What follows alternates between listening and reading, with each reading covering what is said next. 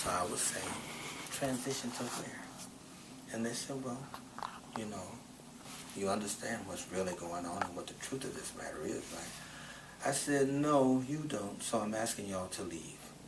Thank you for what you would do, but we won't be needing your services over here. So I put hospice out. From time to time, my family members would come by and they would overhear what the nurses or the doctors were saying, but the nurses or the doctors were saying what they saw with their eyes and with their own medical understanding that best they could do.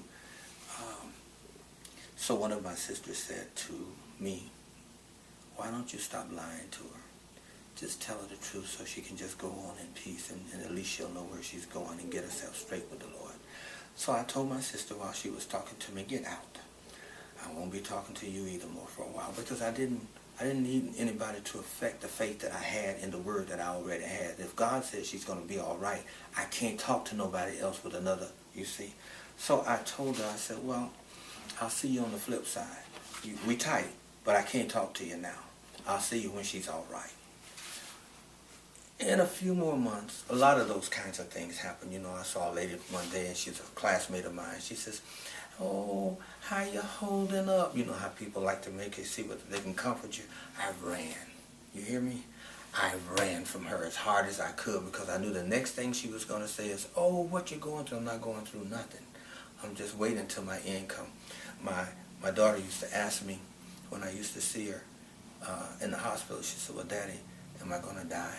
And I said, no, baby, we just have to get from where we are to the promise, and we know what the promise is. So don't worry so much. She used to sit up in the room with the TV on all night because she didn't want to die in her sleep. She wanted to be awake if she had to die. So one day, some months later, I had come in from some city or some state, and I had gone in with my daughter to the doctor. And he had this file on her by now, since she had been in the hospital so long, pretty thick. And he was going page by page by page, and we were just sitting there watching him. And I asked him, what's the matter? Because usually he'd come in and tell you, well, okay, this is where we are now, and this is what we're hoping for. But he wasn't saying anything. And so after a while, he said, I can't find it. I don't understand. She's not in remission. I can't find it. It's gone. The cancer was gone. Gone. Not in remission, not waiting, not could be.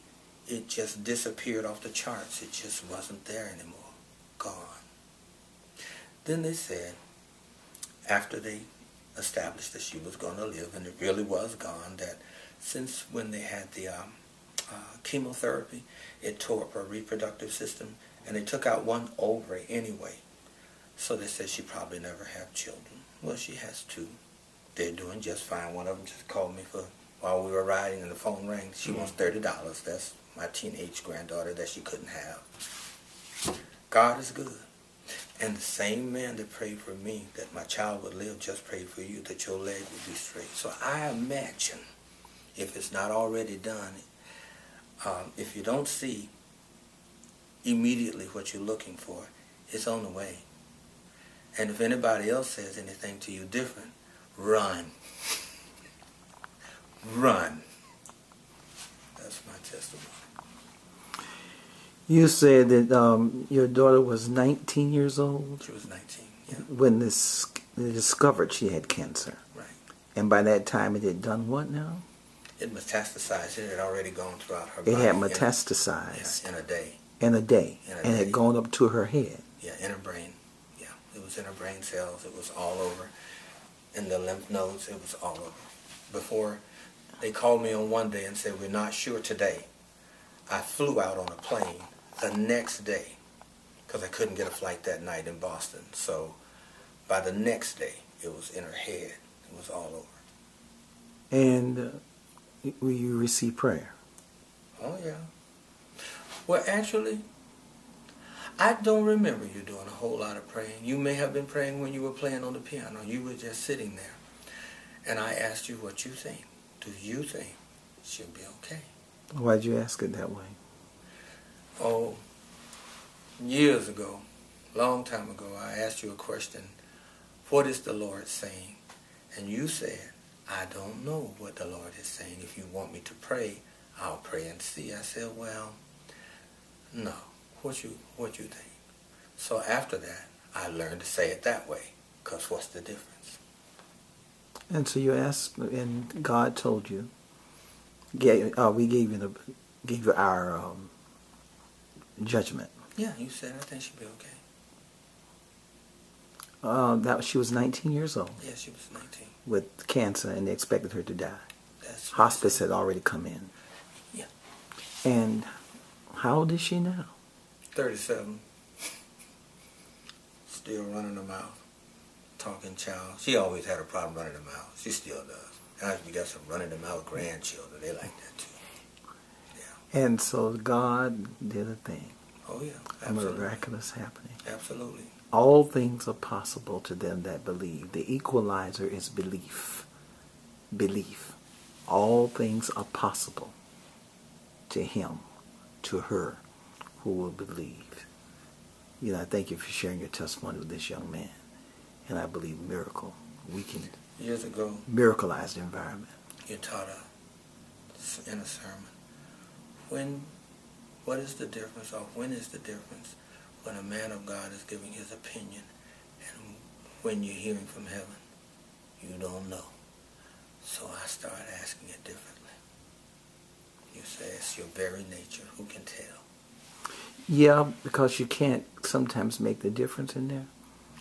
Because he'll move in you, and you won't even know when he's doing what he's doing to make this thing happen the way it should happen. So you don't have to ask all those technical questions anymore. What do you think? well, God already knows everything.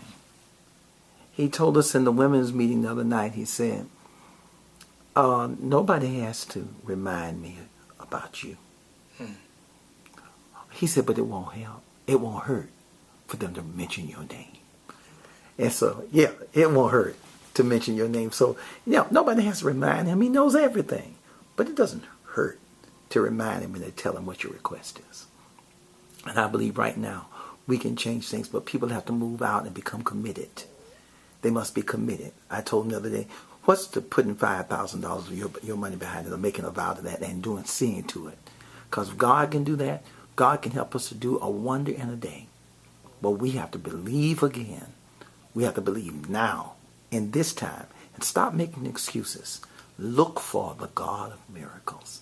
Then he told the men in the men's meeting that same night. I didn't meet with anybody for about 20 minutes, that's all. He had a major meeting, it was through. And the men's meeting, he said this. The Lord said, I'm listening to you. What a revelation. Men, I'm listening to you. And we're heads of our homes. He's listening to us as we call out for our children. He was listening to you that day when you said you needed to do something for your daughter. And your hands were tied. There's nothing else you could do. No. But God. But God. He knows everything. How about that? And it won't hurt to call a name. How about that? Yeah. That's why I tell people, contact me. Let's call some names up here before God. Let's put something out before him. Because God said that Moses stood before me, if Elijah stood before me. And God called names of people to stand before him, who would come before him. He said, I wouldn't listen for their sake. But he knows. He'll listen to things. We've got a great God. Yeah. We've seen so much over the years, without a doubt, that God has manifested here in this ministry. I mean, too many. Joe Perry is a bit much. That's a bit much. I was in the hospital when they were bringing him in. That is a dead man. Had a seizure, heart attack, died. And drowned. And if he does live, the best we can do is 2% of his brain will be working. So they called the whole family in a room. I was there. What do you want? Do you want a vegetable? That's if we keep him on this life support system. Or pull the plug. So Mary comes outside and she asks me, This is before you called. I didn't know anything about your revelation in the morning. I didn't know. I walk outside and there's an angel standing out there, and he said, I came for 3 people. Her brother's one of them. Okay. You go back inside. You call. You know the rest of the story. Yeah, because I heard his name, Mary Perry, Well, Mary Perry, Mary Perry. And I wonder, why am I hearing the name Mary Perry?